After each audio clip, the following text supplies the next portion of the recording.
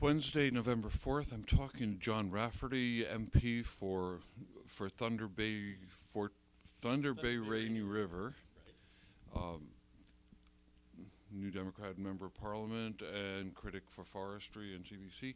We're talking today about the private member's resolution to kill the long gun registry. I think it's C391, and you're voting in favor of the resolution, I believe. Can you tell me why, please? I'll be supporting this bill, at least certainly at this stage.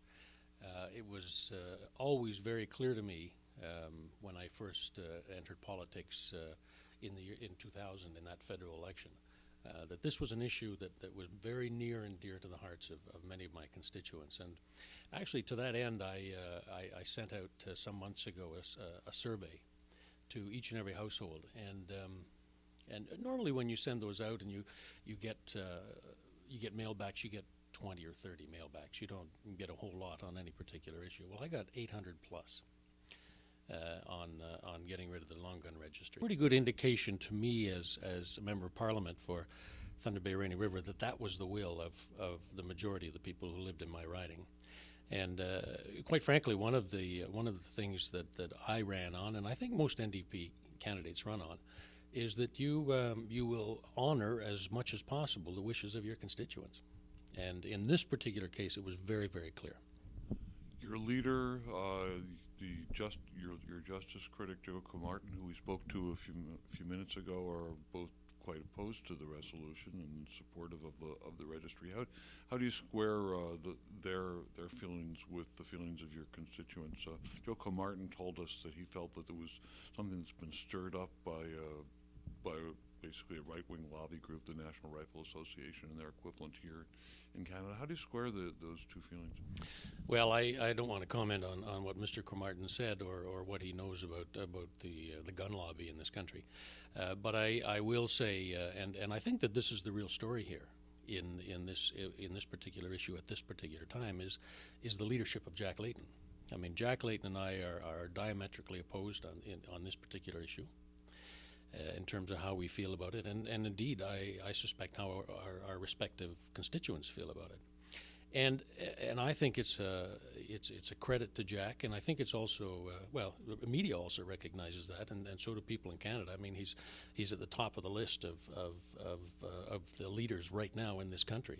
And people recognize that, and this is why, because Jack Layton understands that we're a grassroots party, probably more so than any other party in the House, and he also recognizes that one of our as NDPers, that one of our prime responsibilities is to our constituents, and Jack recognizes that, and I'm proud of Jack for doing this because he could have certainly imposed his will. Even though it's a private member's bill, he certainly could have done that and said, this is a vote where we're all going to vote a certain way. And he didn't do that. And he'll be taking some flack for it, I'm sure. But he remains committed to his position. And I think that's the real story. What about the families of the women who were murdered at the Occult Polytechnique 20 years ago? What do you say to them? Because what they're telling the media, what they've said publicly is that we need something like the long gun registry. How do you respond to that? Well, the gun control in this country is a very, very serious issue, and it brings people's emotions right to the fore, and I understand that, and I certainly sympathize with Canadians right across Canada who have been touched by violence and in particular gun violence. Nevertheless, it's an issue that has its roots with the Liberal rollout of the plan.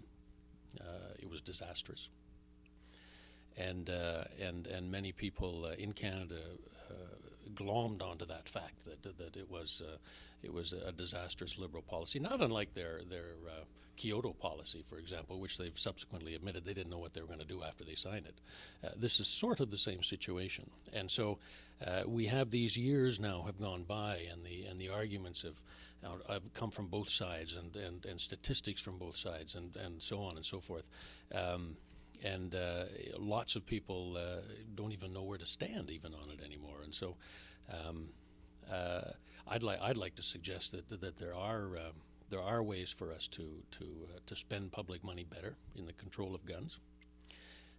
And illegal weapons and the use of police forces and border services and so on, to make Canadians safer.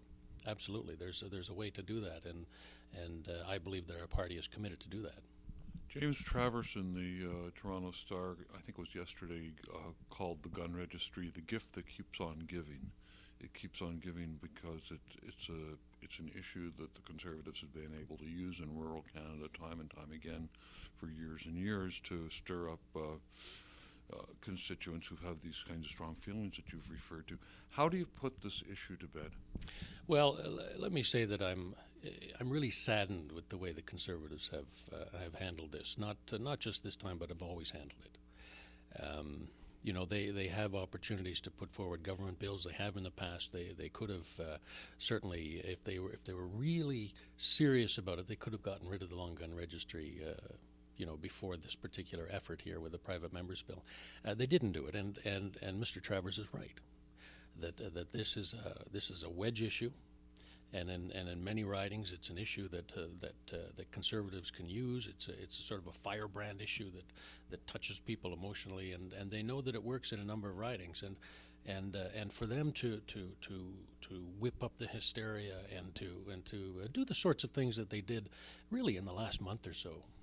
For example, I'll give you a good example. They sent a mailing into my riding that was a lie.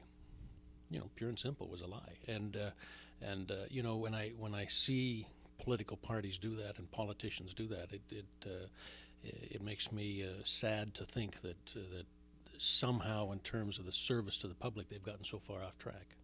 Do you think the issue will ever go away, or do you think they're just going to keep stoking it? Well, I don't know if they have a will to see it go away, quite frankly, and we'll see what happens with this vote. We'll see what happens with subsequent votes, and follow that through. But it is the gift that keeps on giving for them, and they're quite happy to really prey on the emotions of perfectly law-abiding citizens who really should be looking at politics and have the opportunity to look at politics and other political issues that affect them most. But they know that this will stop people in their tracks and will get them to vote Conservative. And it's the most cynical kind of politics. But it works, doesn't it? Well, I'm not sure that you could say it works, because how many years are we now after the introduction of the long gun registry? And so we'll see. We'll see what happens. But I think ultimately, for myself, and I think for certainly other members of the NDP, although I don't want to speak for all of them, but the issue is that it's clearly, in my particular case anyway, it's clearly the will of my constituents that I vote this way, and I always ran in elections on that premise that I would do that. Thank you very much, John Rafferty. My pleasure.